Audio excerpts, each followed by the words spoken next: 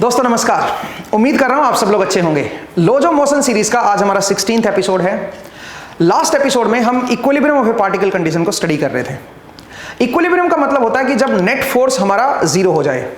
तो अगर कोई भी पार्टिकल है और उसके ऊपर नेट फोर्स अगर मैं जीरो कर दूं तो आप ये कह सकते हो कि अगर वो पार्टिकल रेस्ट पे है तो रेस्ट पे ही रहेगा, और अगर वो मूव कर रहा है तो कांस्टेंट वेलोसिटी से मूव करता रहेगा। तो क्योंकि हम इक्विलिब्रियम देख रहे थे तो नेट फोर्स हमारा जीरो होगा। उन कंडीशन को हमने देखा और उन पे हमने कुछ न्यूमेरिकल क्वेश्चन सोल्व किए। आज हम एक स्टेप और आगे चलेंगे और आज हम नॉन इक्विलिब्रियम कंडीशन को समझेंगे। लेकिन मैं आपको एक बात बता दूं कि जितने भी हमने सिचुएशन लास्ट एपिसोड में या उससे पहले ली, उन सब सिचुएशन में हमारे पास रिजिड बॉडी थी और रिजिड बॉडीज को हमने पार्टिकल की तरह ट्रीट करके प्रॉब्लम्स को सोल्व किया। ऐसा हम इसलिए कर पाए क्योंकि जो रिजिड बॉडीज थी उनमें जो मोशन था, उनका अगर मोशन हो रहा है या मोशन होना चाहिए, वो मोशन में केवल ट्रांसलेशनल मोशन था, उसमें रोटेशन जो है वो नहीं था। अभी तक हम रोटेशन को कंसिडर कर ही नहीं रहे हैं। जितने भी मोशन हम ले रहे हैं या स्टडी कर रहे हैं, आप बोलोगे सर इक्विलिब्रियम में तो कोई मोशन हो ही नहीं रहा था। चलो, इक्विलिब्रियम में कोई मोशन नहीं भी हो रहा था तो होने की जो पॉसिबिलिटी थी मोशन की, वो केवल ट्रांसलेशनल मोशन की थी। केवल उसमें ट्रांसलेशनल मोशन पॉसिबल था, केवल एक डायरेक्शन में पार्टिकल जो है या रिजिड बॉडी जो है वो मूव कर पा रही थी, उसमें रोटेशन नेग्लिजिबल था। दैट्स वाई हमने क्या किया, हमने रिजिड बॉडी को एक पार्टिकल की तरह दिखाया। और पार्टिकल के केस में सारे फोर्सेस को एक पॉइंट पे आप दिखा सकते हो और वहां पे आप न्यूटन सेकंड लॉ लगा के और जो भी कैलकुलेशन करनी है वो आप कर सकते हो। अभी भी हम उसी पे रहेंगे दोस्तों, अभी भी हम पार्टिकल पे ही रहेंगे। रिजिड बॉडी का केस हम आगे देखेंगे, ठीक है। तो अभी भी हम ट्रांसलेशनल मोशन की ही बात करेंगे। तो ट्रांसलेशनल मोशन में अगेन आप पार्टिकल की तरह रिजिड बॉडी को ट्रीट कर सकते हो। दूसरी बात, हमने अभी तक फ्रिक्शन फोर्स को नहीं देखा है, लेकिन हमने फ्रिक्शन फोर्स को एनकाउंटर जरूर किया है, क्योंकि हमने जो भी एक्सपेरिमेंट किए उनमें कहीं ना कहीं फ्रिक्शन फोर्स का जरूर रोल था, लेकिन हम उसको नेग्लेक्ट करके चल रहे थे। अभी भी हम अगले 2-3 एपिसोड तक उसको नेग्लेक्ट करके ही चलेंगे, या ऐसी सिचुएशन लेंगे जहां पे फ्रिक्शन फोर्स का इफेक्ट बहुत ही कम हो। उन कंडीशन को अब हम आगे लेके चलेंगे और आगे हम नॉन इक्विलिब्रियम कंडीशन को पढ़ेंगे। नॉन इक्विलिब्रियम कंडीशन का क्या मतलब है, जहां पे नेट फोर्स मेरा जीरो नहीं है, उन कंडीशन को हम लोग देखेंगे। तो चलिए, जब आप नेट फोर्स को जीरो नहीं करते हो तो न्यूटन सेकंड लॉ क्या कहता है? न्यूटन सेकंड लॉ कहता है कि कोई भी अगर मेरे पास बॉडी है उसके ऊपर जो नेट फोर्स होगा अगर वो जीरो नहीं है, ठीक है, तो उसकी वैल्यू को आप क्या लिख सकते हो, वो होगा मास इंटू एक्सेलरेशन के बराबर। अगर बॉडी का मास जो है वो कांस्टेंट है तो आप एफ नेट को m इंटू ए लिख सकते हो। एफ नेट का मतलब है रिजल्टेंट फोर्स, तो रिजल्टेंट फोर्स को मास इंटू एक्सेलरेशन के बराबर आप लिख सकते हो। और यहां से आप अगर एक्सेलरेशन पूछी तो एक्सेलरेशन निकाल लो, या एक्सेलरेशन अगर गिवन है और एफ नेट के अगर अंदर कोई एक अननोन फोर्स है तो अननोन फोर्स को भी कैलकुलेट कर सकते हो। तो चलिए अब कुछ नॉन इक्विलिब्रियम कंडीशन को स्टडी करने की कोशिश करते हैं जहां पे फ्रिक्शन मेरा नेग्लिजिबल हो, क्योंकि फ्रिक्शन अभी तक मैंने डील नहीं किया है। तो सबसे बढ़िया जो सिचुएशन मुझे नजर आती है और जो प्रैक्टिकल लाइफ में, डेली लाइफ में आप हर जगह देख भी पाते हो, वो है स्प्रिंग और पुली सिस्टम जो होते हैं। स्प्रिंग सिस्टम भी होते हैं बहुत सारे, या पुली सिस्टम जो होते हैं, पुली एंड स्ट्रिंग सिस्टम जो होते हैं, उनको जरा देखते हैं। तो पुली कनेक्टेड जो होती हैं, कनेक्टेड पुली स्ट्रिंग के साथ, ब्लॉक्स के साथ, उन सिचुएशन को जरा आज के एपिसोड में हम डील करते हैं। उनको जरा, उनके कुछ क्वेश्चंस को देखते हैं और नॉन इक्विलिब्रियम कंडीशन को हम स्टडी कर रहे हैं। तो जरा देखिए दोस्तों, मैं एक क्वेश्चन ले रहा हूं। तो मान लीजिए मेरे पास क्या है, एक पुली है, ठीक है, ये मेरे पास मान लीजिए पुली है और ये पुली जो है फिक्स्ड है यहां पे, और इस पुली के साथ एक और पुली वाया स्ट्रिंग कनेक्टेड है और ये सिरा जो है स्ट्रिंग का यहां पे फिक्स्ड है, ठीक है।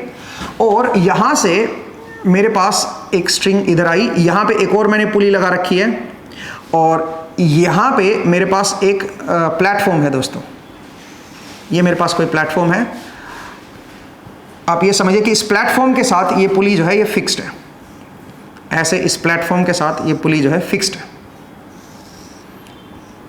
और यहां पे एक स्ट्रिंग आ रखी है। यहां पे हमारे पास एक मोटर लगी हुई है, ये मोटर की पुली है भाई, मोटर की शाफ्ट है यहाँ पे, और मोटर की जो पुली है वो काफ़ी बड़ी है और उस पुली से ये स्ट्रिंग ऐसे जुड़ी हुई है। मोटर जो है वो ऐसे रोटेट कर रही है, ठीक है, मोटर की पुली रोटेट कर रही है और उस स्ट्रिंग को अपनी तरफ खींच रही है, ठीक है। ये मान लीजिए मेरे पास मोटर है कोई, और ये कोई प्लेटफॉर्म है जो फिक्स्ड है भाई, ये फिक्स्ड प्लेटफॉर्म है। यहाँ पे ये जो पुली है जो इस स्ट्रिंग में, और यहाँ पे ये जो पुली है, इसके साथ एक ब्लॉक कनेक्टेड है। ब्लॉक का मास मैं ले लेता हूं, सोचिए वो 10 किलोग्राम का ब्लॉक है मेरे पास, ठीक है। आपको क्या दे रखा है, आपको दे रखा है कि मान लीजिए ये जो मोटर है ये स्ट्रिंग को खींच रही है और स्ट्रिंग पे ऊपर अगर मैं यहां पे कोई पॉइंट ले लूं तो वो पॉइंट मेरा 5 मीटर पर सेकंड स्क्वायर से आ रहा है आगे की तरफ। इसका मतलब आपको इस पॉइंट की एक्सेलरेशन दे रखी है कि पुल, ये जो मोटर है ये किस एक्सेलरेशन से इसको खींच रही है, ठीक है, ये आपको दे रखा है। आपको क्या बताना है, आपको बताना है कि इस स्ट्रिंग के अंदर जो टेंशन आएगी वो कितनी होगी, यहां पे जो टी की वैल्यू है वो क्या होगी, ठीक है, ये आपको बताना है। फ्रिक्शन क्योंकि दे नहीं रखा है तो हर जगह हम फ्रिक्शन को नेग्लिजिबल मान के चलेंगे। वैसे मैं आपको बता दूं, अगर ये पुली में फ्रिक्शन होता, इन पुलीज में और स्ट्रिंग में, क्योंकि स्ट्रिंग पुली के सरफेस को टच कर रही है ना, तो अगर यहाँ पे कांटेक्ट पे फ्रिक्शन होता तो अगर इधर टेंशन टी है तो इधर टेंशन टी ना होती, ठीक है। लेकिन क्योंकि यहाँ पे फ्रिक्शन नेग्लिजिबल है, आप नेग्लेक्ट कर रहे हो फ्रिक्शन को, तो इधर टेंशन टी होगी, तो हर पॉइंट पे टेंशन क्या होगी, टी होगी। अलोंग द स्ट्रिंग दिखाएंगे टेंशन को, ठीक है। तो अगर यहाँ पे टेंशन आपने इधर दिखाई है, इस तरफ दिखाई है, तो यहाँ पे आपको टेंशन इस तरफ दिखानी पड़ेगी। सिमिलरली यहाँ पे टेंशन आपको इस तरफ दिखानी पड़ेगी और यहाँ पे टेंशन आपको इस तरफ दिखानी पड़ेगी। यहाँ पे सेम, क्योंकि कनेक्टेड पुली है, कनेक्टेड स्ट्रिंग है, माफ कीजिएगा, तो कनेक्टेड स्ट्रिंग है, तो कनेक्टेड स्ट्रिंग में क्या होता है दोस्तों, आपका टेंशन हर पॉइंट पे सेम रहती है अगर फ्रिक्शन नेग्लिजिबल है तो।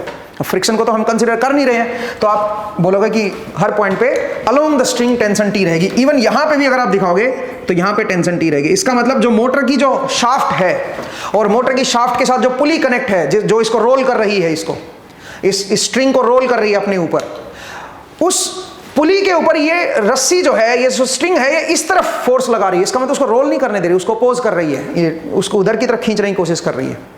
तो मोटर को भी जोर लगाना पड़ेगा उसको रोल करने के लिए, और कितना फोर्स लगाना पड़ेगा मोटर को, टी के बराबर ही लगाना पड़ेगा। आपको बस ये टी की वैल्यू बतानी है। तो सबसे पहले तो आप टी को आप जानते ही हो, टेंशन को, कि टेंशन को हम कैसे दिखाएंगे। Along the string tension her point पे क्या रहेगी, सेम रहेगी। फ्रिक्शन अगर मेरा नेग्लिजिबल है तो हर पॉइंट पे हम सेम दिखाएंगे, ठीक है। तो आप ये चीज देख सकते हो। चलिए अब एक काम करते हैं, यहां पे आपको एक्सेलरेशन दे रखी है, तो मुझे ब्लॉक की एक्सेलरेशन निकालनी है। अब ब्लॉक की एक्सेलरेशन कैसे निकालोगे, ये आपको मैं कंस्ट्रेंट मोशन में समझा चुका हूं कि अगर आपको स्ट्रिंग के ऊपर किसी पॉइंट की एक्सेलरेशन पता है तो दूसरे हिस्से में आप कैसे निकालोगे, वो बड़ा आसान है। तो मैं एक बार फिर से इसको निकाल देता हूं। तो मैं ऐसे करता हूं, यहां से चीजों को ऑब्जर्व करना शुरू करता हूं। ये मेरी फिक्स्ड पुली है, तो मैं कह सकता हूं ये डेटम पॉइंट है और एक डेटम पॉइंट यहां पे है, ये मेरा डेटम पॉइंट है। तो अगर मैं यहां से चीजों को ऑब्जर्व करूं तो मैं बोलूंगा कि ये लेंथ जो है, ये मेरे पास एक्स लेंथ है, मान लीजिए इस लेंथ को मैं x बोल देता हूं, और ये लेंथ मेरी बढ़ रही है क्योंकि ये पॉइंट आगे जा रहा है, तो ये लेंथ मेरी बढ़ेगी। यहां से लेके और यहां तक की जो लेंथ है दोस्तों वो कांस्टेंट रहेगी। मैं इसको y नोट बोल रहा हूं, ये लेंथ मेरी y नोट है, ये मेरी कांस्टेंट रहेगी। क्यों? क्योंकि अगर ये आगे भी जाएगा तो ये पुली फिक्स है और ये पुली फिक्स है, इनके बीच की लेंथ तो कांस्टेंट ही रहेगी ना स्ट्रिंग की। यहां से लेके यहां तक की जो लेंथ है उसको मैं y बोल रहा हूं, तो ये लेंथ भी मेरी y हो जाएगी दोस्तों। और ये y चेंज होगा, क्यों? क्योंकि जब ये आगे जाएगा तो ये ब्लॉक जो है ऊपर सरकेगा, ठीक है, तो ये y जो है ये आपका चेंज होगा, तो इसलिए मैंने इसको स्मॉल y दिखाया। ये y नहीं चेंज होगा, इसलिए इसको मैंने y नोट बोल दिया, ठीक है। अब अगर मैं यहां से लेके और पूरी स्ट्रिंग की लेंथ यहां तक देखूं तो टोटल लेंथ क्या बनेगी, टोटल लेंथ बनेगी x plus y note plus 2y, ये मेरे पास टोटल लेंथ हो जाएगी L नोट। और L नोट लेंथ मेरी कांस्टेंट रहेगी दोस्तों, इसको मैं कांस्टेंट बोल सकता हूं। मैं बोल सकता हूं कि यहां से लेके और यहां तक की जो लेंथ है वो मेरी कांस्टेंट है। इवन अगर आप इसको आगे भी खींचोगे तो ये पॉइंट आगे सरक जाएगा, तो ये थोड़ा ऊपर उठ जाएगा, बट यहां जो लेंथ है वो क्या रहेगी, कांस्टेंट रहेगी। अगर मैं इस पॉइंट से इधर की लेंथ देखना शुरू करूं तो सही है, तो ये मेरी कांस्टेंट आएगी। अब मैं क्या कर सकता हूं, इसका डेरिवेटिव ले सकता हूं विद रिस्पेक्ट टू t। तो मैं बोलूंगा कि dx बाई dt, इसका डेरिवेटिव 0 हो जाएगा, plus 2 dy by dt is equal to 0। और फिर से एक और बार डेरिवेटिव लोगे तो क्या बनेगा, ये बनेगा d square x by d t square plus 2 d square y by d t square is equal to 0। आप यहां से ये बोल सकते हो, ये क्या चीज है बताओ, ये तो इसकी एक्सेलरेशन है भाई, ये इस पॉइंट की एक्सेलरेशन है। तो ये आपको 5 दे रखा है, plus 2 d square y by d t square is equal to 0। तो यहां से आप बोल सकते हो कि इसकी जो एक्सेलरेशन निकल के आएगी that will be equal to minus 2.5। अब ये माइनस कुछ नहीं है, माइनस क्या बता रहा है, माइनस बस ये बता रहा है कि ये जो y है कम हो रहा है बस, क्योंकि इसका जो फर्स्ट डेरिवेटिव होगा ना dy बाई dt वो नेगेटिव आएगा, क्योंकि y की वैल्यू मेरी कम होती जा रही है, ठीक है, तो वो मेरा नेगेटिव आएगा, dy बाई dt की वैल्यू मेरी नेगेटिव आएगी, ठीक है। तो dy बाई dt नेगेटिव आएगा तो d square y by dt square ये भी मेरा नेगेटिव होगा, ठीक है। तो इसलिए इसकी वैल्यू जो है वो मेरे पास नेगेटिव आई है। आप पॉइंट को समझिए। तो ये नेगेटिव कुछ नहीं बता रहा, इस नेगेटिव को आप ड्रॉप कर सकते हो। आप बस ये बोलिए कि यहाँ पे जो एक्सेलरेशन है वो अपवर्ड होगी और वो 2.5 मीटर पर सेकंड स्क्वायर होगी। इसका मतलब मेरे पास जो ब्लॉक है उसकी एक्सेलरेशन आ गई है। अब एक काम करते हैं, अब इस यहाँ पे इस पुली वाले पॉइंट पे यहाँ पे मैं न्यूटन सेकंड लॉ लगा सकता हूँ दोस्तों। और ये अंडर इक्विलिब्रियम नहीं है। अब क्यों नहीं अंडर इक्विलिब्रियम बताओ, क्योंकि ये नेट ऊपर की तरफ मूव कर रही है, ये अंडर इक्विलिब्रियम नहीं है। तो आप यहाँ पे अगर न्यूटन सेकंड लॉ लगाओगे तो आप इसको एक पॉइंट की तरह दिखा सकते हो, क्योंकि मोशन जो है केवल वाई डायरेक्शन में हो रहा है, वन डायमेंशन मोशन है, लीनियर मोशन है, आप ये कह सकते हो। तो आप यहाँ पे अगर न्यूटन सेकंड लॉ लगाओगे तो आप ये इसको पार्टिकल की तरह ट्रीट कर सकते हो, और यहाँ पे बोल सकते हो कि ऊपर की तरफ जो फोर्स लग रहा है वो 2t लग रहा है, ठीक है। इस पॉइंट पे ऊपर की तरफ जो फोर्स है, इसका फ्री बॉडी डायग्राम बनाते हैं, ऊपर की तरफ जो फोर्स लग रहा है वो 2t लग रहा है, और नीचे की तरफ जो फोर्स लग रहा है वो आपका mg लग रहा है, वो 10 × 9.81 लग रहा है, ठीक है। और नेट फोर्स जीरो नहीं है क्योंकि एक्सेलरेट कर रहा है ब्लॉक। तो आप ये कह सकते हो कि नेट फोर्स ऊपर की तरफ जो आएगा वो आएगा 2t minus 10 × 9.81, that must be equal to mass into acceleration. Mass कितना है 10, तो 10 × 2.5। अब यहां से अगर मैं 2t की वैल्यू निकालूं तो बनेगा 10 × 9.81 प्लस 2.5, और यहां से t की वैल्यू जो आएगी दोस्तों वो आएगी, 2 को नीचे ले जाओ, 5 × 9.81 प्लस 2.5। ये मेरे पास टेंशन आ जाएगी, और इसकी वैल्यू अगर मैं कैलकुलेट करूं दोस्तों तो मेरे पास कैलकुलेटर है, मैं इसकी वैल्यू कैलकुलेट कर देता हूं। इसकी वैल्यू जो आ रही है वो है 61.55 न्यूटन। ये इस टेंशन की वैल्यू है, ये इस स्ट्रिंग के अंदर टेंशन आएगी। इसका मतलब यहां पे टेंशन होगी 61.55 न्यूटन, और यहां पे भी 61.55 न्यूटन से पुली, मोटर की जो पुली है उसके ऊपर फोर्स लगाएगी स्ट्रिंग। उल्टा मोटर को जोर लगाना पड़ेगा भाई इसको खींचने के लिए, ठीक है, क्योंकि स्ट्रिंग पुली को उल्टा खींच रही है, मोटर को उल्टा खींच रही है, पॉइंट को समझिए।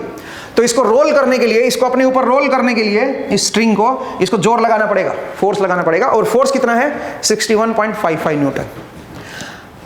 अब आपको यहां पे एक सवाल खड़ा हो सकता है, आप बोलोगे कि सर आपने ये सिस्टम क्यों बनाया इस तरह का, आप क्यों ना सीधा ही मोटर लगा देते, इसको लिफ्ट ही तो करना था आपको, तो आप इस तरह का क्यों लगा रहे थे। आप ऐसा करते, इस मोटर को यहां पे इस प्लेटफॉर्म पे रखने की बजाय यहां रख देते, ठीक है, सीधा ही ऊपर यहां पे रख दो, और आप इस तरह क्यों नहीं कनेक्ट कर देते। जरा देखिए, ये मेरे पास मोटर है और मोटर की पुली थी यहां पे, ठीक है, और पुली से डायरेक्ट मेरी क्या है, मेरा ब्लॉक कनेक्ट है, मैं डायरेक्ट ही उठा लेता हूं ब्लॉक को, ठीक है। मोटर को ऐसे रोल करता हूं, इधर की तरफ मोटर को इधर रोटेट कराता हूं, तो ये स्ट्रिंग जो है इसके ऊपर रोल होगी, और ये 10 किलोग्राम का जो ब्लॉक है ये ऊपर उठ जाएगा।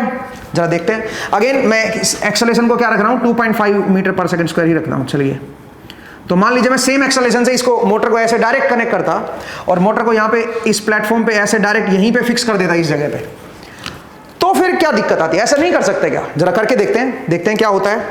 तो यहां पे जरा देखिए, यहां पे ऑब्वियसली ये ब्लॉक 10 किलोग्राम का, तो इसके ऊपर एक तो mg लग जाएगा भाई, और एक इसके ऊपर यहां पे टेंशन लगेगी t, ठीक है। वही टेंशन मोटर की पुली के ऊपर नीचे की तरफ लगेगी, वो टेंशन यहां पे t ऊपर की तरफ लगेगी। तो यहां पे अगर मैं इस ब्लॉक का फ्री बॉडी डायग्राम बनाऊं तो ब्लॉक को एक पार्टिकल की तरह ले लेता हूं, और एक इसके ऊपर क्या लग रहा है, ऊपर की तरफ फोर्स लग रहा है टेंशन t, ठीक है, और नीचे की तरफ क्या है बताओ जरा, नीचे की तरफ है 10 × 9.81 mg, और इन दोनों का रिजल्टेंट जीरो नहीं है दोस्तों, ये इक्विलिब्रियम में नहीं है, मूव कर रहा है, एक्सेलरेट हो रहा है।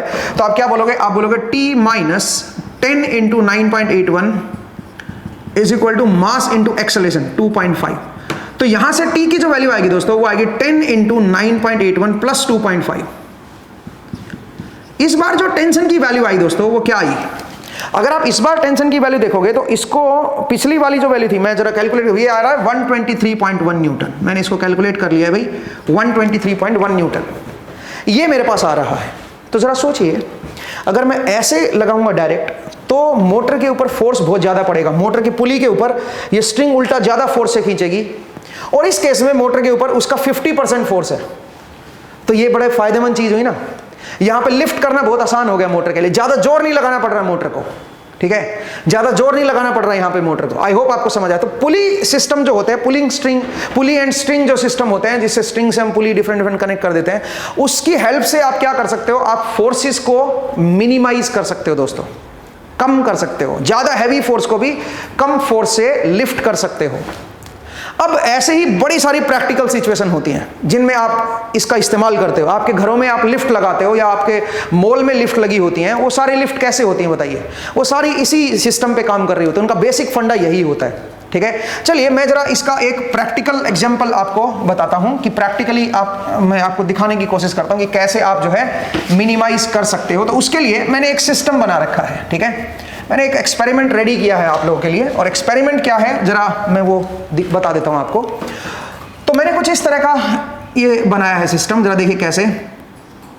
ये यहाँ पे ये इस तरह से ये कनेक्टेड पुली है, 2 पुली लगा रखी हैं, ठीक है। और यहाँ पे नीचे की तरफ मेरे पास मान लीजिए 3 पुली है,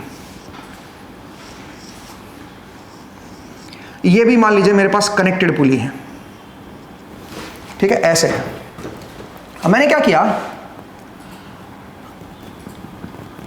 नीचे की तरफ भी मेरे पास जो है कनेक्टेड पुली है, जरा देखिए यहां पे मेरे पास 3 पुली हैं दोस्तों, ठीक है।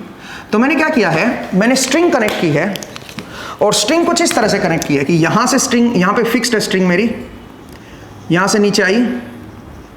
अच्छा, ये जो नीचे वाली जो पुली है ये भी आपस में कनेक्टेड है भाई, ये भी आपस में कनेक्टेड है, ठीक है। अब जरा देखिए मैंने स्ट्रिंग कैसे कनेक्ट किया, मैं यहां से फिक्स कर दिया स्ट्रिंग को, ऐसे आई, ऐसे रोल किया, फिर यहां से ऐसे आ गई, यहां पे पुली से होते हुए ऊपर वाली पुली पे चली गई, फिर यहां से ऐसे आया और फिर यहां से रोल होते हुए, और यहां पे मैंने एक और पुली कनेक्ट कर दी, इस जगह पे एक और पुली कनेक्ट कर दी, ठीक है। यहां पे मेरे पास एक और पुली कनेक्ट है, और यहां पे हमने क्या किया, हमने एक ब्लॉक को हैंग किया है, ठीक है, और इधर भी एक ब्लॉक जो है वो हैंग है। अब जरा देखिए दोस्तों, यहां पे इस ब्लॉक का मास अगर m मान लूं, तो सबसे पहले इस m को इक्विलिब्रियम में रखने के लिए यहां पे जो मास होगा m1 वो कितना होगा। मैं पहले क्या चाह रहा हूं, मैं पहले इसको इक्विलिब्रियम में रखना चाह रहा हूं, सिचुएशन को इक्विलिब्रियम में रखना चाह रहा हूं। मुझे आपको बताना है कि m1 की वैल्यू क्या होगी सच दैट ये सिस्टम मेरा इक्विलिब्रियम में रहे। इक्विलिब्रियम का मतलब अगर ये लिफ्ट हो रखा है तो रेस्ट पे ही रहे, ठीक है, और मैं फ्रिक्शन को नेग्लेक्ट करके चल रहा हूं। तो चलिए जरा देखते हैं कि अगर मैं फ्रिक्शन को नेग्लेक्ट कर दूंगा तो क्या होगा। ये पूरी की पूरी स्ट्रिंग जो है वो कनेक्टेड है दोस्तों, ये पूरी की पूरी स्ट्रिंग जो है वो कनेक्टेड है, ध्यान से देख लीजिए, ठीक है। तो अगर इस सिचुएशन को अगर आप ध्यान से देखते हो तो यहां पे आप क्या बोलोगे, आप बोलोगे कि क्योंकि स्ट्रिंग कनेक्टेड है और फ्रिक्शन नेग्लिजिबल है, तो यहां पे अगर टेंशन T है तो यहां पे नीचे की तरफ टेंशन T होगा, यहां पे भी नीचे की तरफ टेंशन T होगा, यहां पे ऊपर की तरफ आपका टेंशन T आ जाएगा, यहां पे टेंशन T आ जाएगा, ठीक है। अच्छा, फिर यहां पे टेंशन T आएगा, यहां पे नीचे की तरफ टेंशन T आएगा, वही टेंशन यहां पे ऊपर की तरफ आ जाएगा, वही टेंशन यहां पे ऊपर की तरफ आ जाएगा, वही टेंशन यहां पे नीचे। तो हर जगह आपकी टेंशन जो है वो क्या रहेगी बताओ, सेम रहेगी दोस्तों, ठीक है, हर जगह आपकी टेंशन सेम रहेगी। अब अगर ये रेस्ट पे है सिस्टम, अगर मैं पहले इक्विलिब्रियम की बात करूं तो अगर इक्विलिब्रियम पे है तो अगर यहां पे फोर्स देखें तो mg फोर्स यहां पे लग रहा है, और क्योंकि ये रेस्ट पे है तो जितना फोर्स नीचे है उतना ही ऊपर की तरफ होगा, सही बात है। दूसरा, क्योंकि मोशन आपका केवल 1 डायमेंशन देख रहे हो आप, लीनियर मोशन है, रोटेशन इसमें है ही नहीं कहीं पे, खासकर इस ब्लॉक की बात करूं तो यहां पे आप अगेन इसको एक पार्टिकल की तरह मान सकते हो। और ध्यान से देखिए ये पूरा कनेक्टेड है एक जगह से, ये पूरा एक ही सिस्टम का हिस्सा है पूरा। तो इसको पूरे को मैं एक पार्टिकल की तरह ले लेता हूं और उसके ऊपर नेट फोर्स देखता हूं ऊपर की तरफ क्या है। तो 2t यहां पे, 2t यहां पे, 2t यहां पे। आप ये भी कह सकते हो कि ये t और ये t मिलकर 2t यहां पे बन जाएगा, तो ये 2t हो रखा है और ये भी t, ये भी t, तो यहां पे 4t ऊपर की तरफ है, यहां पे 4t ऊपर, क्योंकि ये कनेक्टेड है ना यहां पे, तो यहां पे 4t ऊपर है और 2t ये हो गया, एक t इधर एक t इधर, तो टोटल कितना हो गया 6t। आप स्ट्रिंग भी काउंट कर सकते हो कि यहां पे जो कनेक्टेड पुली है जो मास के साथ जुड़ी हुई है, ये पूरी जुड़ी हुई है, कनेक्टेड पुली है और ये मास के साथ भी जुड़ी है। तो यहां पे देखो t t t t and एक 2t है, तो टोटल 6t हो गया। स्ट्रिंग को काउंट कर लिया करो ना आप, 1 2 3 4 5 6 स्ट्रिंग है, तो इसका मतलब 6t जो है ऊपर की तरफ लग रहा होगा यहां पे, और mg मेरा नीचे की तरफ लग रहा होगा, ठीक है। आप इस तरह से इसको देख सकते हो। और क्योंकि ये सिस्टम जो है रेस्ट पे है तो आप क्या बोलोगे, आप बोलोगे कि ये इक्विलिब्रियम में है 6t इक्वल टू mg, तो यहां से t की वैल्यू क्या आ गई mg/6। तो ये जो t है, यहां पे अगर मैं फ्री बॉडी डायग्राम बनाऊं दोस्तों, यहां पे अगर मैं अगेन, क्योंकि ये भी तो रेस्ट पे ही है, यहां पे अगर मैं इक्विलिब्रियम की कंडीशन लगाऊं तो यहां पे t की वैल्यू क्या है m1 × g, तो यही जो t आया है ये m1 × g के बराबर होगा। g से g मेरा कट गया, तो m1 की वैल्यू क्या आ जाएगी m/6। इसका मतलब अगर इधर m किलोग्राम का मास लगा रहे हो तो आपको इधर m/6 मास चाहिए, ठीक है, m/6 मास ही चाहिए इसको बैलेंस रखने के लिए। तो अब जरा सोचिए, अगर आपके पास यहां पे 2 किलोग्राम का मास होता तो यहां पे 1/3 किलोग्राम का मास आपको लगाना होता, ये बैलेंस कर देता इसको। और अगर इसमें 1/3 किलोग्राम से थोड़ा ऐड कर देते इसके अंदर कुछ भी मास, तो फिर ये नीचे इसको लिफ्ट कर लेता है, ये ऊपर उठा लेता। तो आप जरा देखिए कि कैसे आप हैवी मास को कम मास से लिफ्ट कर सकते हो। ये एक तरह से इसकी एप्लीकेशन हो गई, आप ये समझिए, ये एक तरह से हमारे पास न्यूटन सेकंड लॉ की एक काइंड ऑफ एप्लीकेशन हो गई है, जिससे आप जो है इवन आप हैवी मास को स्मॉल मास से लिफ्ट कर सकते हो। इसी को हमने एक एक्सपेरिमेंट के तरीके से इसको डिजाइन किया है और इसको आपको सो दैट हम वेरीफाई करा सकें। वैसे मैं आपको बता दूं, एक्सपेरिमेंट में हर पॉइंट पे टी जो है वो सेम नहीं रहेगा। क्यों नहीं रहेगा सेम? क्योंकि पुली और स्ट्रिंग के बीच क्या है? फ्रिक्शन है। फ्रिक्शन को आगे चल के हम पढ़ेंगे तो आप समझोगे इस पॉइंट को, बट फिलहाल फ्रिक्शन इतना नेग्लिजिबल है कि उसको आप फिलहाल के लिए नेग्लेक्ट कर दें। थोड़ा बहुत एरर आएगा। एरर ये आएगा कि अगर आप यहां पे 2 किलोग्राम ले रहे हो तो 1/3 किलोग्राम जो है एग्जैक्टली यहां पे नहीं होगा। 1/3 का मतलब अगर मैं इसको 2000 ग्राम बोल दूं तो 2000 ग्राम से आपका ये जो बनना चाहिए, ये बनना चाहिए 333.33 ग्राम्स। इतना ग्राम नहीं होगा ऑलमोस्ट, मैं आपको बता देता हूं। ये इवन आप देखना, ये 350 ग्राम्स तक भी आपका ये स्टेबल ही रहेगा। आप बोलोगे सर 350 तो बहुत ज्यादा नहीं होगा इधर टेंशन? 350 ग्राम पे अगर रेस्ट पे रख रहे हैं तो इसका मतलब टेंशन की वैल्यू तो इससे ज्यादा आएगी, बिल्कुल ज्यादा आएगी। आप खुद सोचिए, इधर फिर इसको लिफ्ट करने के लिए यहां पे जो टेंशन होनी चाहिए वो 2 किलोग्राम इंटू जी होनी चाहिए, वो बात तो सही है। बट यहां पे जो टेंशन होगी वही टेंशन इधर शिफ्ट नहीं होगी, वही ट्रांसफर नहीं होगी, उससे कम होगी। यहां पे और कम होगी, यहां पे जो होगी वही यहां पे होगी, फिर यहां पे और कम हो जाएगी, फिर ये कम है, ये और उससे कम है, ये कम है, ये और उससे कम है। तो इसका मतलब ये हुआ कि यहां पे टेंशन जो है इससे ज्यादा ही होनी चाहिए, सो दैट वो कम होते होते इतनी हो जाए कि वो 2G को बैलेंस कर पाए। ठीक है, समझ रहे हो मेरा पॉइंट? यहां पे 2G को बैलेंस कर पाए।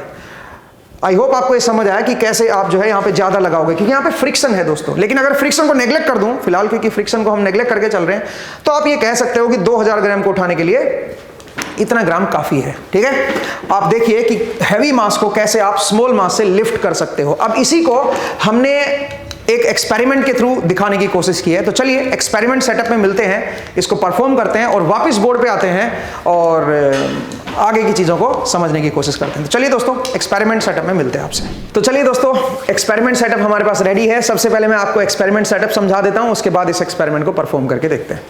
आप यहाँ पे देख पा रहे होंगे कि हमने 6 पुलीज ले रखी हैं। ठीक है, ये 3 कनेक्टेड पुली हैं एक स्ट्रेट रोड के थ्रू, और ये 2 कनेक्टेड पुली हैं और ये सिंगल पुली है।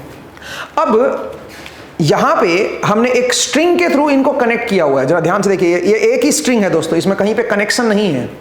ये पूरी एक ही स्ट्रिंग है, ऐसे ऐसे गई है और यहां से घूमते हुए नीचे से, और यहां पे फिर बांध रखा है। इस पॉइंट पे स्ट्रिंग जो है वो बंधी हुई है, कहीं पे कोई और जॉइंट नहीं है स्ट्रिंग के अंदर। तो स्ट्रिंग मेरी पूरी की पूरी कनेक्टेड स्ट्रिंग है। दूसरा, यहां पे एक स्प्रिंग बैलेंस लगा रखा है, सो दैट हम देख सके कि कितना मास जो है वो हैंग कर रहा है। इधर का मास ऑलरेडी हम जानते हैं 1 किलोग्राम ये है, 1 किलोग्राम ये है, तो 2 किलोग्राम इधर से हैंग किया हुआ है हमने। और फिलहाल जो सिचुएशन है, इस सिचुएशन में आप देख सकते हो कि ये जो 2 किलोग्राम है ये रेस्ट पे है। रेस्ट पे होने का क्या मतलब हुआ? रेस्ट पे होने का मतलब है कि ये इक्विलिब्रियम में है, इसके ऊपर नेट फोर्स जो होगा वो 0 होगा। ठीक है, तो ये फिलहाल रुका हुआ है। तो अब यहां पे अगर मैं कुछ अजम्पशन लेना चाहूं तो मैं कुछ अजम्पशन ले सकता हूं, जिससे मैं इसके ऊपर थोड़ी बहुत कैलकुलेशन करूंगा। हालांकि वो अजम्पशंस यहां पे वैलिड नहीं होंगे। प्रैक्टिकल में अजम्पशंस वैलिड नहीं होते, प्रैक्टिकल में तो हर चीज काउंट करती है, हर चीज काउंट होती है। तो कुछ अजम्पशंस हैं जो मैं यहाँ पे फॉलो करके चल रहा हूँ, उससे मेरे पास जो रीडिंग आएगी वो रफ रीडिंग आ जाएगी मेरे पास। ठीक है, क्या अजम्पशन है? सबसे पहला जो अजम्पशन है वो है कि फ्रिक्शन जो है वो नेग्लिजिबल है। अब फ्रिक्शन कहाँ पे है? फ्रिक्शन है पुली में। अगर आप पुली को देखोगे तो पुली, एक तो इसका पुली का सेंटर पॉइंट है, वहां पे भी रोटेट करने में वो फ्रिक्शन दिखाती है। दूसरा, यहां पे जो स्ट्रिंग कनेक्ट है, पुली के ऊपर से जो स्ट्रिंग आई है, जो उसका कांटेक्ट बना हुआ है उसके ऊपर, उस कांटेक्ट में भी फ्रिक्शन होता है। आप बोलोगे सर उसकी वजह से क्या दिक्कत आती है? आगे चल के जब आप फ्रिक्शन पढ़ोगे तब आपको मैं समझाऊंगा कि अगर ऐसी सिचुएशन आ जाए जिसमें पुली के ऊपर से अगर स्ट्रिंग कांटेक्ट में है, तो वहां पे फ्रिक्शन होने की वजह से इधर की टेंशन और इधर की टेंशन बराबर नहीं रहती। ठीक है, वो टेंशन चेंज हो जाती है दोस्तों। ऐसा बराबर टेंशन आप ट्रांसफर नहीं कर सकते दूसरी तरफ, बिकॉज ऑफ फ्रिक्शन। ये एक दिक्कत रहती है। तो फिलहाल मैं मान के चला हूं कि फ्रिक्शन नेग्लिजिबल है। हालांकि नेचर तो फ्रिक्शन को लेके चलेगी, एक्सपेरिमेंट में तो फ्रिक्शन का अपना एक अलग इफेक्ट होगा, तो वो इफेक्ट भी हम लोग अभी ऑब्जर्व करेंगे। बट फिलहाल मैं एक बार मान सकता हूं कैलकुलेशन के पॉइंट ऑफ व्यू से, कि सो दैट मेरी कैलकुलेशन थोड़ी आसान हो जाए, क्योंकि फ्रिक्शन वैसे भी अभी हमने देखा भी नहीं है फ्रिक्शन को, तो वो हम देखेंगे। तो अभी के लिए मैं इतना मान सकता हूं कि भाई यहाँ पे फ्रिक्शन मेरा नेग्लिजिबल है। तो इस स्ट्रिंग में जो टेंशन होगी, यहां पे जो टेंशन होगी, क्योंकि ये रेस्ट पे है, यहां पे जो टेंशन होगी, हर पॉइंट पे, हर स्ट्रिंग के हर हिस्से में टेंशन की वैल्यू सेम आएगी, अलोंग द स्ट्रिंग होगी। मैं ये मान लेता हूं क्योंकि फ्रिक्शन को मैं नेग्लिजिबल लेके चल रहा हूं, ठीक है। और क्योंकि ये रेस्ट पे है, तो रेस्ट पे है तो आप क्या बोलोगे? आप बोलोगे कि नेट फोर्स इस ब्लॉक के ऊपर भी जीरो आएगा, इधर वाले ब्लॉक के ऊपर भी नेट फोर्स जो है वो जीरो आएगा। अब आप न्यूटन सेकंड लॉ आप लगा सकते हो, ये अंडर इक्विलिब्रियम है। तो आप यहां पे देखिए कि यहां पे जो फोर्स लगे, इसको अगर मैं इसका फ्री बॉडी डायग्राम बनाऊं, इवन इस पूरे यहां तक का, अगर इस हिस्से का अगर मैं फ्री बॉडी डायग्राम बनाऊं, तो मैं यहां पे कह सकता हूं कि यहां पे 1 किलोग्राम प्लस 1 2 किलोग्राम, 2 इंटू जी जो है वो नीचे की तरफ लग रहा है फोर्स, तो उतना ही फोर्स ऊपर की तरफ भी ये लगा रहा होगा, ये स्ट्रिंग्स लगा रही होंगी। अब इन स्ट्रिंग में अगर आप टेंशन देखना चाहोगे तो हर स्ट्रिंग में टेंशन टी मैं मान रहा हूं ऊपर की तरफ, अलोंग द स्ट्रिंग होगी ना टेंशन। तो नीचे से देखोगे तो ऊपर की तरफ देखो होगी स्ट्रिंग, और ऊपर से देखोगे तो नीचे की तरफ दिखाएंगे टेंशन को। तो अब यहां पे नीचे से ऊपर की तरफ जो है टेंशन है, हर स्ट्रिंग में सेम है। तो आप बताओ टोटल कितनी स्ट्रिंग है? यहां पे 1 2 3 4 5 6 स्ट्रिंग्स कनेक्टेड है यहां पे इस हिस्से में। तो इसका मतलब ऊपर की तरफ जो टेंशन आएगी वो 6T आ जाएगी, और नीचे की तरफ क्या है बताओ? नीचे की तरफ जो फोर्स लग रहा है वो 2G लग रहा है। इसका मतलब 6T must be equal to 2G। तो यहां से आप क्या कर सकते हो? यहां से आप टेंशन की वैल्यू कैलकुलेट कर सकते हो। तो टेंशन की जो वैल्यू आएगी दोस्तों वो आएगी 2 किलोग्राम इंटू 9.81 डिवाइड बाई 6 कर दीजिए, तो टेंशन की जो वैल्यू है वो 3.27 न्यूटन हमारे पास आ गई है, 3.27 न्यूटन। तो वही टेंशन यहां पे भी है 3.27, इसका मतलब रफली 3.5 न्यूटन के अराउंड हमारा जो है वो यहां पे टेंशन की वैल्यू है।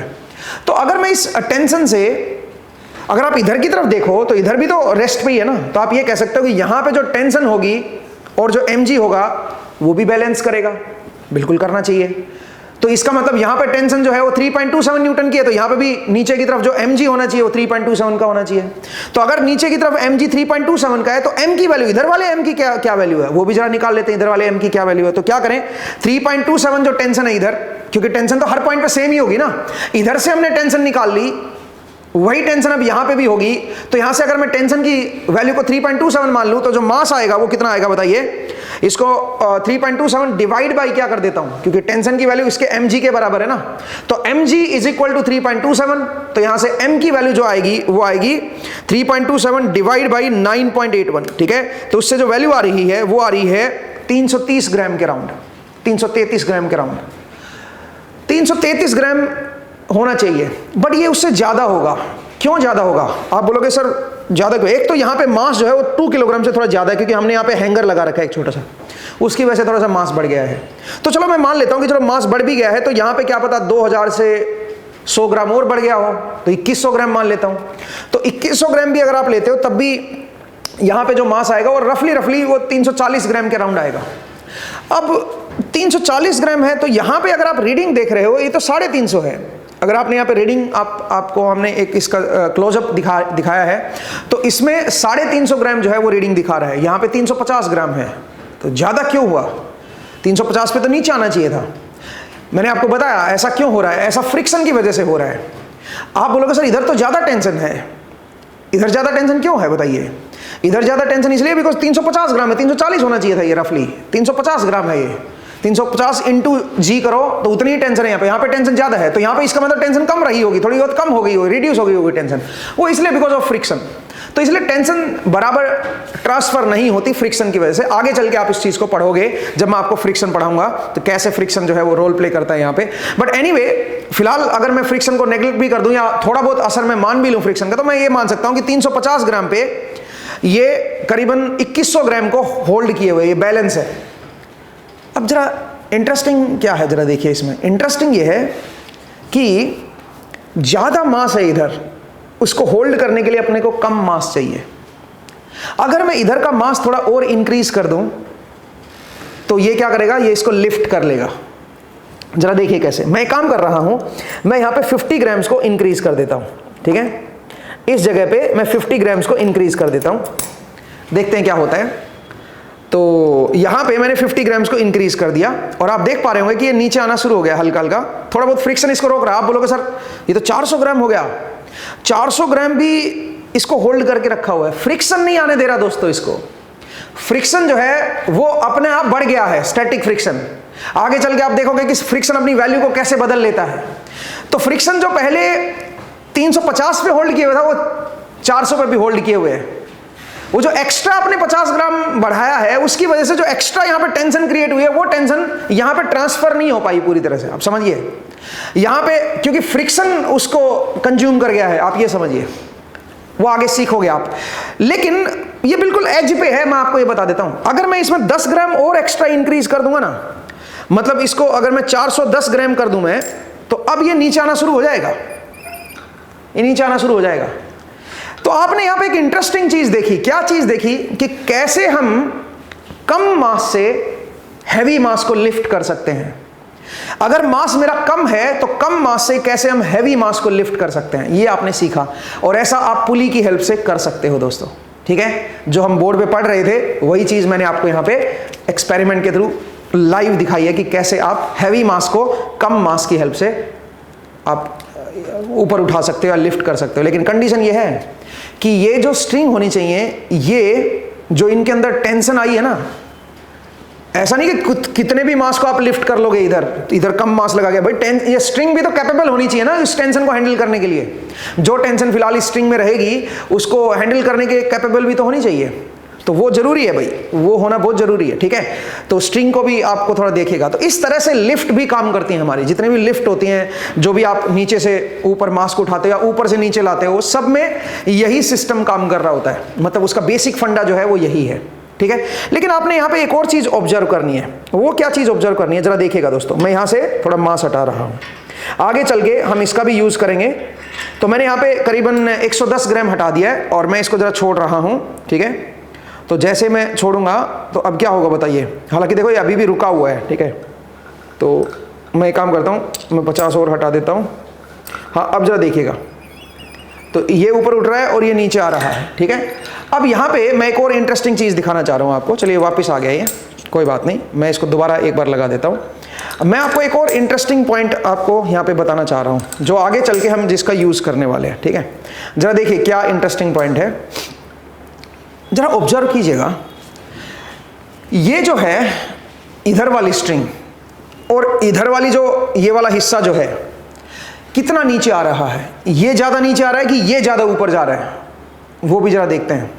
तो मैं यहाँ पे 10 ग्राम और इंक्रीज कर देता हूँ और आप देखिएगा ये चलना शुरू हो गया। लेकिन ये ज़्यादा नीचे आया है और ये हल्का सा शिफ्ट हुआ है, ठीक है। ये हल्का सा ऊपर उठा है। तो ये जो डिस्टेंस कवर की है इसने और इसने, ये भी समहाउ जुड़ी रहती हैं दोस्तों। आप इधर मास ज्यादा है, ज्यादा मास को कम मास से आप लिफ्ट कर रहे हो, तो देखा जाए तो आपको लगेगा यार ये तो अच्छी चीज है यार कि भाई ज्यादा मास से हम कम, बट उसका आपको एक और आपको कुछ ना कुछ देना भी पड़ता है। कुछ आप हासिल कर रहे हो नेचर से, तो नेचर कुछ डिमांड भी करती है आपसे। नेचर क्या डिमांड कर रही है? नेचर डिमांड कर रही है कि अगर आप ज्यादा मास को कम मास से लिफ्ट करना चाह रहे हो तो आपको कम मास को ज्यादा दूरी तक खींचना पड़ेगा, तब जाके हैवी मास कम दूरी ऊपर उठेगा। ये इंटरेस्टिंग है। इसका मतलब जो डिस्टेंस कवर्ड है, इधर वाले मास की डिस्टेंस कवर्ड और इधर वाले मास की डिस्टेंस कवर्ड, वो अलग अलग आएगी दोस्तों। वो भी समहाउ जुड़ी रहती है इसके साथ। कैसे जुड़ी रहती है वो आगे चल के हम पढ़ेंगे, बट फिलहाल मैंने जस्ट आपको बताया कि आप इसको नोटिस कीजिए कि यहां पे जो इसकी डिस्टेंस, ये जितना ऊपर उठा है उतना उससे कहीं ज्यादा ये नीचे आया है, ठीक है। तो अगर आप मान लीजिए इधर वाले को ऊपर उठाना चाहते हो, इधर वाले मास को कम मास से, तो ये यहां से इस लेवल से आप जरा देखिए, ये तो बिल्कुल ही कम उठा है, जबकि ये मैं पूरा ऊपर से नीचे तक आ गया हूं। ध्यान से देखिएगा, ये तो बहुत ही कम ऊपर गया है, ठीक है। तो ये बड़ा इंपॉर्टेंट चीज है भाई यहाँ पे, जो आपको ऑब्जर्व करनी चाहिए मेरे हिसाब से। आगे चल के इसका भी हम लोग यूज करेंगे। तो मैंने आपको समझाया कि कैसे हमारा जो लिफ्ट सिस्टम है, लिफ्ट जो होती हैं वो कैसे काम करती है। हैवी मास को आप किस तरह से लिफ्ट कर सकते हो कम मास से। आगे चल के आप पढ़ोगे कि ऐसा ही हम इंक्लाइन प्लेन से भी कर सकते हैं, ठीक है। तो चलिए दोस्तों, अभी के लिए हम इतना ही करते हैं, ठीक है। वापस बोर्ड पे चलते हैं और वापस बोर्ड पे और सिचुएशन को एनालाइज करते हैं। तो मिलते हैं फिर बोर्ड पे एंड डिस्कस करते हैं। तो दोस्तों, आपने एक्सपेरिमेंट को देखा और एक्सपेरिमेंट में आपने देखा कि कैसे हम स्मॉल मास से हैवी मास को लिफ्ट कर रहे हैं, ठीक है, आई होप आपको थोड़ी बहुत अंडरस्टैंडिंग बनी है। हालांकि एग्जैक्टली वो 1/3 नहीं था उसका, ठीक है, 2 किलोग्राम हमने यहाँ पे लगा रखा था, 2 से थोड़ा ज़्यादा ही था, बट यहाँ पे आपका 1/3 नहीं था, इवन 350 या 360 ग्राम्स के अराउंड ये आपका चलना शुरू हुआ था, ठीक है। इसका मतलब 360 ग्राम से आप 2 किलोग्राम को लिफ्ट कर पा रहे थे, वो फ्रिक्शन की वजह से ऐसा हो रहा था, ठीक है। तो इस चीज़ को हम रियल वर्ल्ड में यूज़ करते हैं। आपके मॉल में आप जाते हो, लिफ्ट में जो यूज़ करते हो, वहाँ पे आपका यही कंसेप्ट काम करता है, ठीक है। तो इस तरह से आप लिफ्ट करवा सकते हो दोस्तों हैवी मासेस को भी, इवन नॉट मॉल, आप जो क्रेन्स वगैरह मंगवाते हो आप, जिसमें हैवी मासेस को आप लिफ्ट करते हो, उनके पीछे का प्रिंसिपल भी यही होता है, ठीक है। इसी कंसेप्ट के ऊपर हम और भी प्रॉब्लम सोल्व करेंगे, बट अगले एपिसोड में करेंगे दोस्तों। आज का क्योंकि हमारा टाइम हो गया है, तो आज के एपिसोड में हम इतना ही करेंगे। आई होप आपको आज का एपिसोड समझ आया, नॉन इक्विलिब्रियम कंडीशन समझ आई। अभी 2-3 एपिसोड और हम नॉन इक्विलिब्रियम कंडीशन पे ही रखते हैं, कुछ प्रॉब्लम्स को और सोल्व करते हैं और इंक्लाइन प्लेन को भी समझते हैं। इंक्लाइन प्लेन भी एक तरह से फोर्स को कम करने के काम आती है, ठीक है, मतलब हैवी मास को स्मॉल मास से लिफ्ट करने के काम में ले सकते हो इंक्लाइन प्लेन को भी, ठीक है। वो कैसे लेंगे, मिलते हैं फिर अगले एपिसोड में और उनको भी डिस्कस करते हैं। तो इसके ऊपर भी कुछ और प्रॉब्लम सोल्व करेंगे, पुली सिस्टम के ऊपर और इंक्लाइन प्लेन के ऊपर भी कुछ प्रॉब्लम्स को हम देखेंगे। आज के एपिसोड में इतना ही करते हैं, नेक्स्ट एपिसोड में फिर से आपसे मुलाकात होगी दोस्तों। मिलते हैं, अपना ख्याल रखिएगा, थैंक यू।